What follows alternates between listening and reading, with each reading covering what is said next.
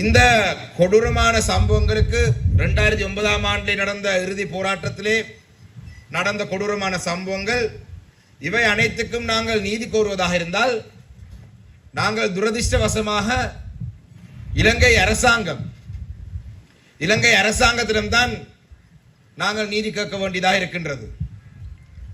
தமிழரசு கட்சி தொடர்ந்தும் சர்வதேச விசாரணை வேண்டும், சர்வதேச மேல்பார்வை இருக்க வேண்டும், சர்வதேச அழுத்தம் இருக்க வேண்டும், சர்வதேசம் தலையிட வேண்டும், சர்வதேச ரீதியான விசாரணைகள் நாங்கள் செய்ய வேண்டும் என்று எத்தனை வருடங்களாக நாங்கள் சொல்லி வந்தாலும் இலங்கை அரசாங்கம் நாங்கள் அந்த ரோம் ஸ்டாட்யூட் லோவை கைச்சாத்தவில்லை என்றதை சொல்லி, இலங்கை அரசு கைச்சாத்தவில்லை என்றதை சொல்லி சர்வதேச குற்றவியல் நீதிமன்றத்துக்கு நாங்கள் போக முடியாது என்றதை தொடர்ச்சியாக சொல்லிக் கொண்டு வருகிறார்கள்.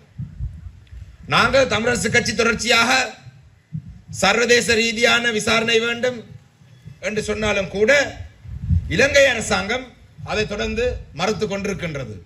தமிழரசு கட்சிக்குள்ளே குழப்பங்கள், தமிழரசு கட்சியை பலவீனமாக்க வேண்டும் என்று சில தமிழ் கட்சிகள் செயல்பட்டுக் கொண்டிருக்கிறார்கள். யாழ் குடாநாட்டுக்குள்ளே மட்டும் மட்டுப்படுத்தப்பட்ட கட்சிகள் வடக்கு கிழக்கிலே இனப்பிரச்சனைக்கான தீர்வை பற்றி பேசுகிறார்கள். தமிழரசு கட்சியை விமர்சிக்கிறதே ஒரு அரசியல் கொள்கையாக வைத்துக் கொண்டிருக்கிறார்கள்.